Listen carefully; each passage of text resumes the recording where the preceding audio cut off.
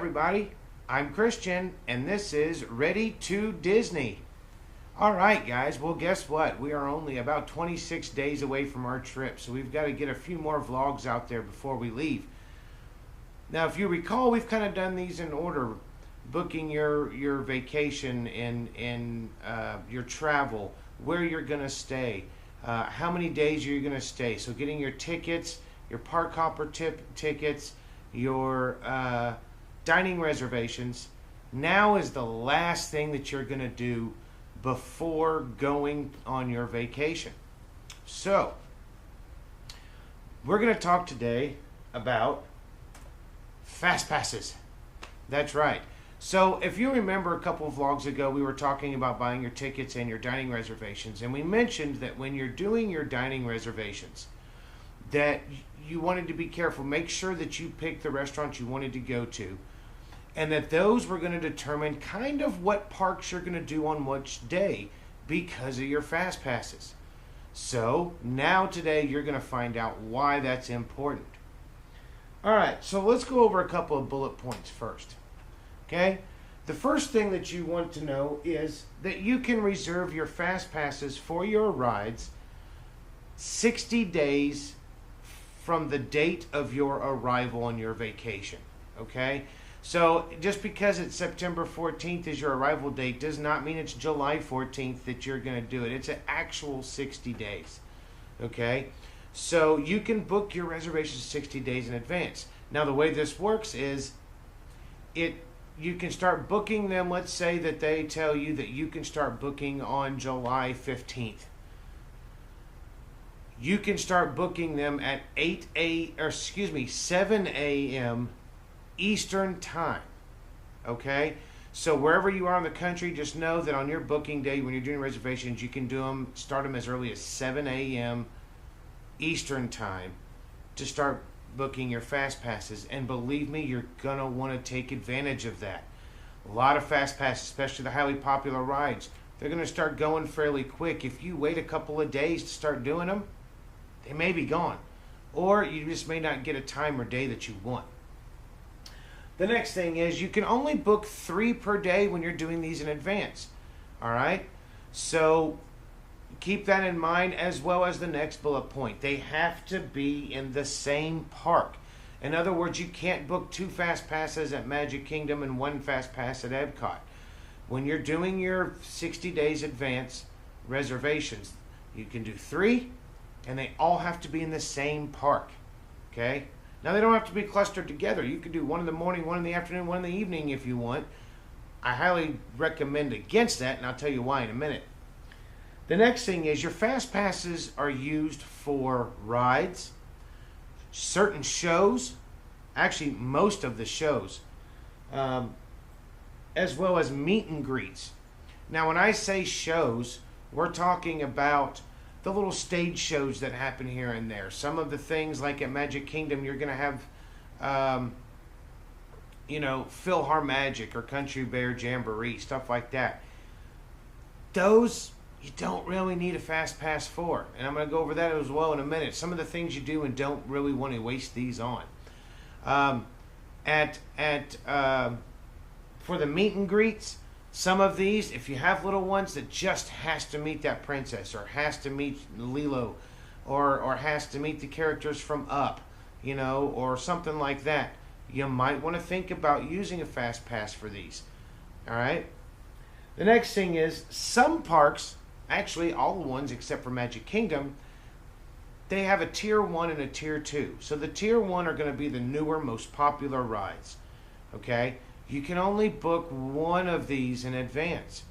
So when you're making your 3 at Epcot, you can do 1 of the Tier 1 and then 2 of the Tier 2. All right? So you can't book 2 Tier 1s in the same day.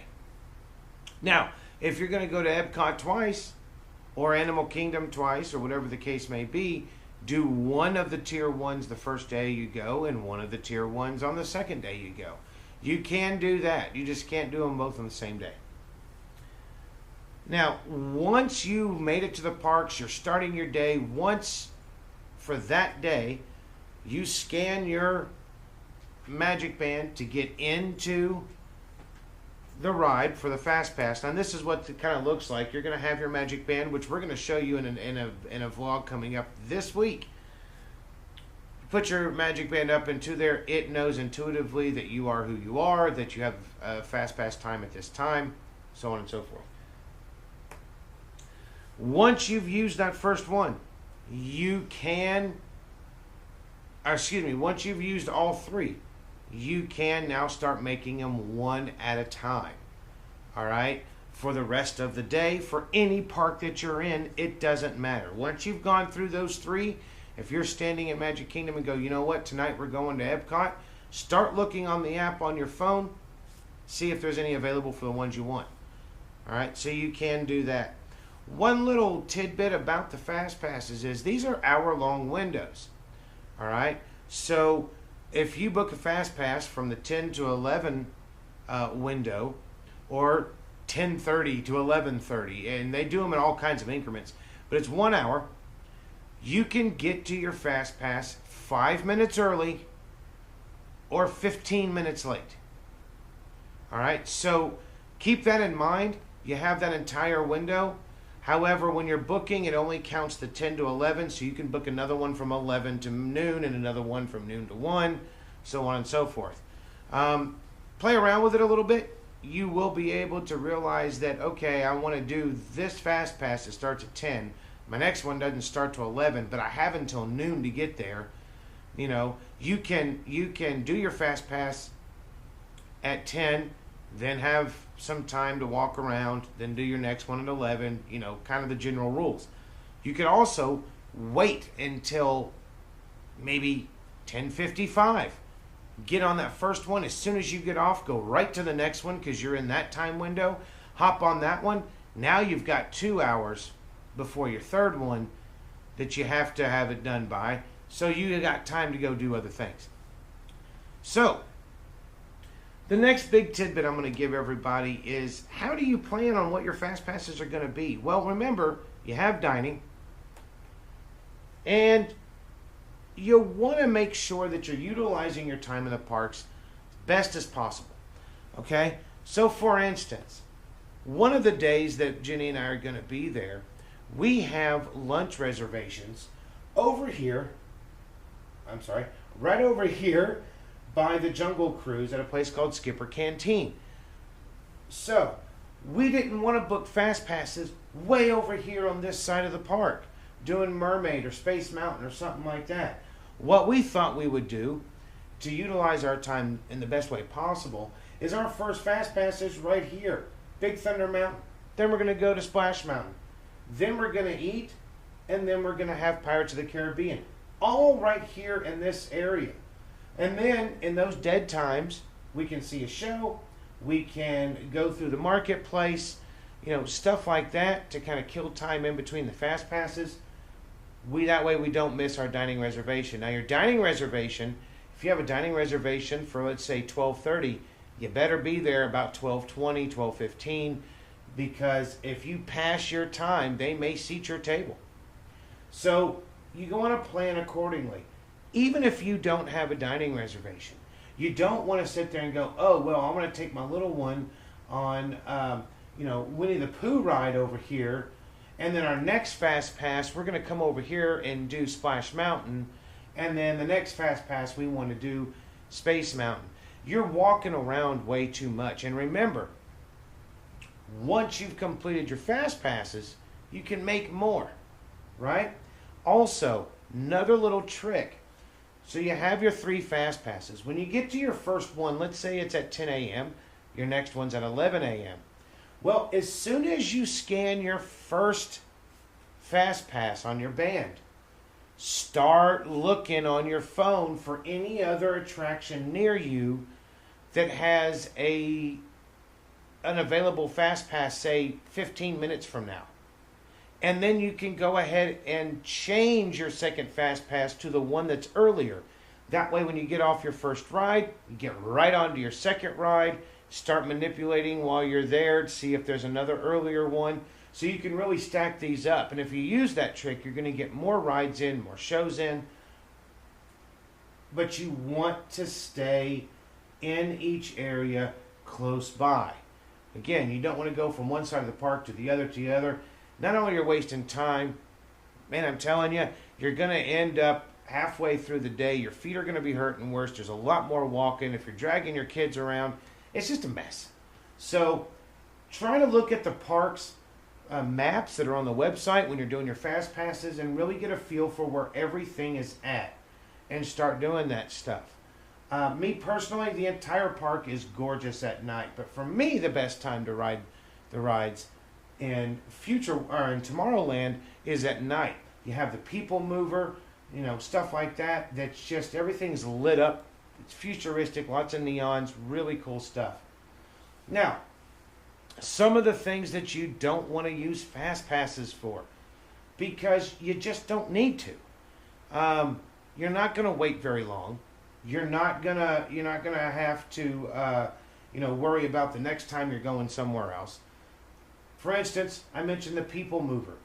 This is a fun little ride. Doesn't go very fast. Not a thrill ride. It kind of takes you through Tomorrowland. This little track right here. So you're kind of coming around and you're doing stuff. You're going around the whole Tomorrowland area. Just sit back, cool off, rest your feet. You don't need one for that. The other one you don't need one for, and I'm kind of sad to say this, it's one of my favorites, is the Carousel of Progress. It's just not that popular of a ride anymore, but if you've never been, please go see it. This is one of the original Walt's designs that was at the 1964 World's Fair, still in production today. It is the longest running live show in U.S. history. So keep that in mind. Really kind of fun to go and see. So you've got a couple over there. Winnie the Pooh, you would think is not all that busy. It is. Trust me. Everybody with a kiddo is going on that ride. Heck, Jenny and I are going to go on that ride, and we're not having any kids with us. So this stuff you're going to probably want. Some of the ones you may not have to do a fast pass for. There's a meet and greet over in Storybook Circus. You may have to wait 30 or 40 minutes, but you get to meet 2 characters at a time. You also may not need a fast pass for Dumbo. Depending on which time of day you're going, you can just kind of walk onto that one with no more than maybe a 15-20 minute wait. Another one for the kiddos is going to be the Barnstormer roller coaster over there. So you're going to have a few. We're going to go over more in detail on which ones are really best for fast passes and which ones aren't. But get a layout of the map when you're doing these, so that way you can use your time wisely. Pick places to eat. There's all kinds of quick service meals and counter service meals that you can eat stuff on the way. They're next to stores. You've got time to kill between the fast passes. The next one's going to be Epcot. You've seen this map before in a previous one. So let me explain. You really only have, right now, this year, you only have 2 rides in the World Showcase. One of them you definitely need a fast pass for. It's a Tier 1 fast pass. That's going to be Frozen over here in Norway. That one can still reach times of an hour and a half to 2 hour wait, depending on the time of day and what day you're there. That's pretty common. The other one's going to be in Mexico. Don't need a fast pass for it. Matter of fact, I don't even think you can do a fast pass for that one. It's the Three Amigos. It's a little boat ride inside the pavilion right next to the restaurant. Really fun little ride to go on. Other than that, there's nothing else over here you're going to need fast passes for. This year. Starting next year over in France, I think it comes out at the end of next year, you are going to have, or that's 2019 by the way, you're going to have the Ratatouille ride that's going to be part of the France Pavilion. So watch out for that. But up in the front, this is where most of or all of your rides are really going to be. So they're kind of separated in 2 areas in my mind. You've got your middle, which is Spaceship Earth, right? And in this circle, you can have a lot of shopping. You're going to have a few restaurants, stuff like that. Over on this side, now Universe of Energy is gone. Okay, actually both of these are gone. These are going to be the Guardians of the Galaxy ride once they finish that in 2019 or 20. So that's where that ride's going to be. I'm pretty sure that's going to be a Tier 1 ride. So watch out for that. Mission Space. This is, you're in a capsule with 3 other people with a screen, and you've got controls, stuff like that. There's actually 2 rides in one. There's an easy and a hard, green or orange. That requires a fast pass. I would say that line can get pretty hefty. However, it's a tier 2. You can book that one easily. Test Track, sponsored by Chevrolet. This one is one that is considered a tier 1. So that's 2 tier 1s. You've got Frozen in Norway and you've got Test Track. Now over on this side, inside the land pavilion, you're going to have Soarin', which is one of those big 3D screens. You're in these little deals. It feels like you're hang gliding. Very, very, very popular. Definitely need a fast pass for that one. That is a tier 1 also. So you have Soarin', Test Track, and Frozen that are all tier 1s. Everything else is a tier 2. So remember, you can only book one tier 1 per day that you're there in advance. Living with the Seas, you have it's a big actual aquarium. There is a ride in there. It's a Finding Nemo ride, or Nemo and Friends. So that one don't really need a fast pass for.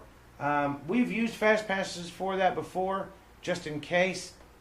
But we've always just been able to walk right on. The queue line is never really big at all. You go into a little clamshell. It's constantly moving.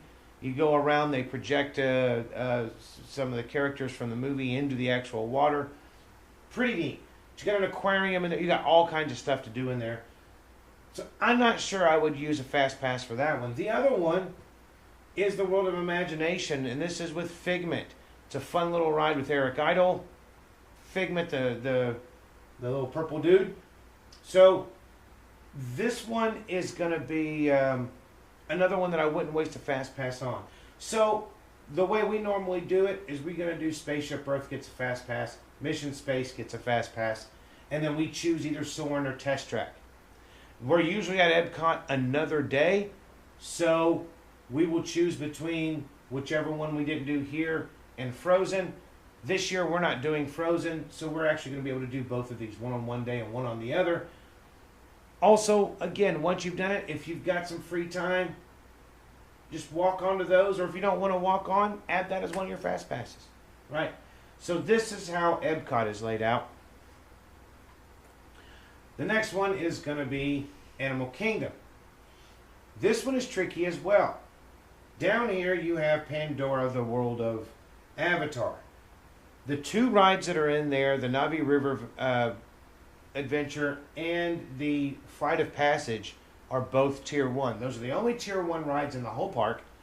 So again, if you want to ride both of those, you got 2 options. Do one fast pass, and the other one you can wait up to 3 hours still. It is a very, very long wait on these rides, again, depending on when time of the year you go. But you can expect no less than probably a 90-minute wait for either one of those. Or you come back to the park a second time. So the first time you book one ride there, second time you book one ride there. Your other non-fast, or your other fast pass rides, you can fit in pretty easily.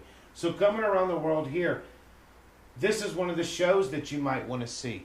This is the Lion King show. It does accept fast passes. It really depends on what your agenda is if you want to use fast passes for shows. We typically have not. We book our advanced fast passes 60 days in advance for rides. Then when we're done with our rides, we will check on our app to see if there's any fast passes left for any of these shows. And if there are, and it's a convenient time for us, we'll use a fast pass for them. Otherwise, we may just try to go and walk on. May be a 45-minute wait, but you can go walk on. So one of your fast pass selections over here in Africa is going to be the safari tour. All right, you're actually getting in the truck, you're going through the savannah, you're seeing animals, stuff like that. Your next opportunity to have one really is going to be over here in Asia. You've got the Kali River Rapids. It's just like a ride that you'd see anywhere else, except it's Disneyfied, so it's a lot cooler. But you can use a fast pass for that one. I would recommend that.